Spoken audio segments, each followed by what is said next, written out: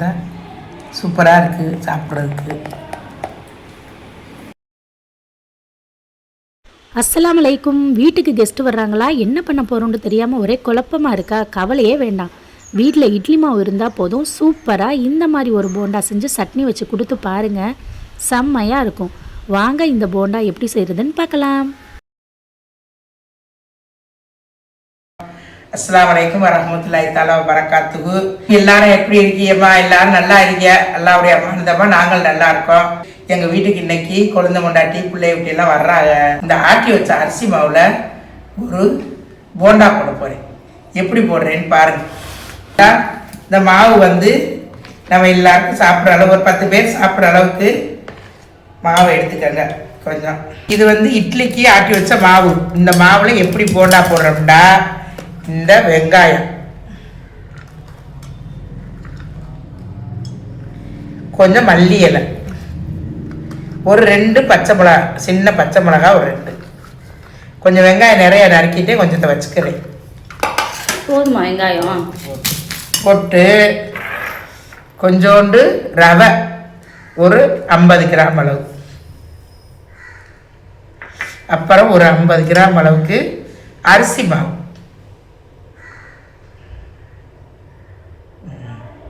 போதுமா?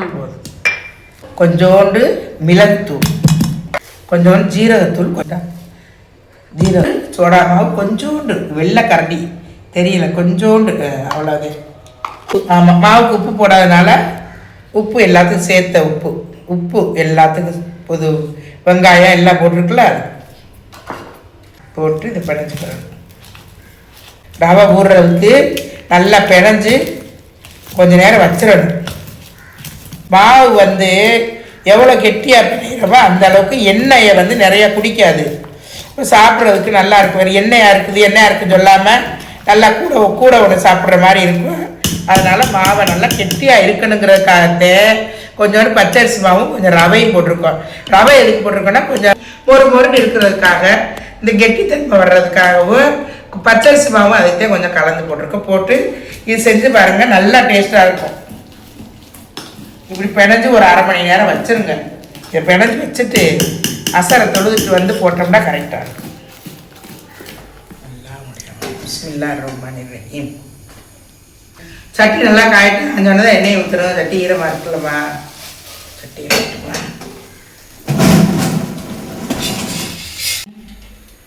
பிஸ்மில்லாஹிர் ரஹ்மானிர் ரஹீம். இது வந்து கடலெண்ணெய். எண்ணெய் வந்து நல்லா காஞ்சிடணும்.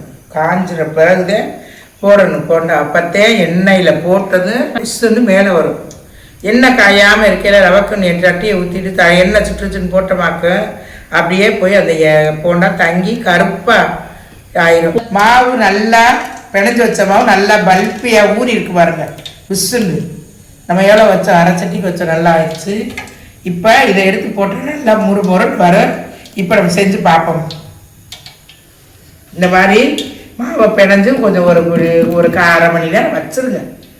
வச்சுட்டு போட்டால் நல்லாயிருக்கும். இப்போ எண்ணெய் நல்லா முறிஞ்சிருச்சு.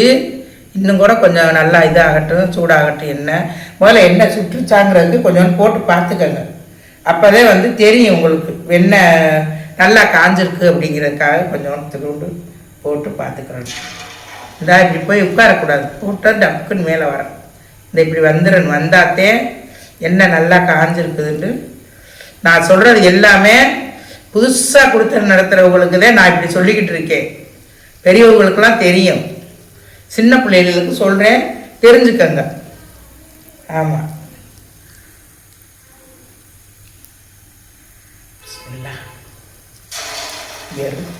உருண்டை எடுத்து விடுங்கட்டா போவோம்.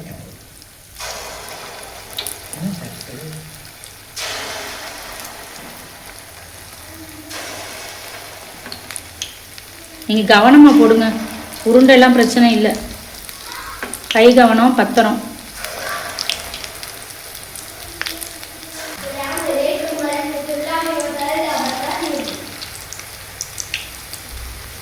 நல்லா பரட்டி விட்டாக்கா இன்னொரு சைடு வேகிறதுக்கு கடையே கொஞ்சம் பரட்டி விட்டுருங்க. நல்லா இப்படி ஒரு சைடு வெந்த பிறகு இன்னொரு சைடு வேகிறதுக்கு நல்லா அப்படி பரட்டி விட்டுருக்காங்க. பரட்டி மெதுவாக வச்சு சிம்மில் எரிச்சின்னாத்தே போனால் நல்லா கருகாமல் நல்லா வரும். இதுக்கு இப்படி செஞ்சு பிள்ளைகளுக்கு சட்னி வச்சு சாயந்தர தீவனம் நல்லாயிருக்கும். நாங்கள் கிராமத்தில் இருக்கிறோம், அதனால் நாங்கள் செஞ்சுக்கிறோம். நீங்கள் டவுனுக்குள்ளே இருக்கிறவங்க வாங்கி திரும்பவும் நினைக்காதீங்க. வீட்டில் சுகாதாரமாக போட்டு சாப்பிடுங்க இன்றைக்கி இருக்கிற காலகட்டத்துக்கு. ஆமாம், ஒரே எண்ணெயில் நம்மளை மாதிரிலாம் போட மாட்டேன். இன்றைக்கி பொரிச்ச எண்ணெயை நாளைக்கு தூக்கி ஊற்றுவேன், நாளைக்கு பொரிச்ச எண்ணெயை நாளை கழிச்சு ஊற்றுவேன். இன்னும் வீட்டில் செஞ்சு சாப்பிட்றது ரொம்ப ஹைஜீனிக்காக இருக்கும், ஆரோக்கியத்துக்கு நல்லது. இந்த மாதிரி செஞ்சு சாப்பிடுங்க. ரொம்ப பேர் வந்து கடையில் உள்ள பலகாரங்கள்லாம் சாப்பிட்றது இல்லை, இருந்தாலும் நம்ம பிள்ளைகளுக்கு செஞ்சு கொடுத்தா ரொம்ப நல்லா இருக்கும் வீட்டில் செஞ்சு கொடுக்குறது. அதனால சொல்கிறேன்.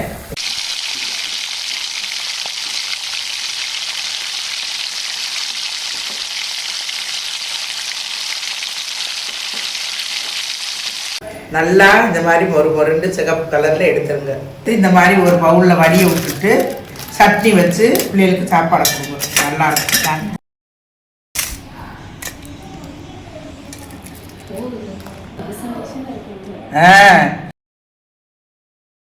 செஞ்சு பிள்ளைங்களுக்கு சாயந்தரம் டிஃபனு செஞ்சு கொடுங்க. நல்லா கிறிஸ்பியாக இருக்குது, சூப்பராக இருக்குது சாப்பிட்றதுக்கு.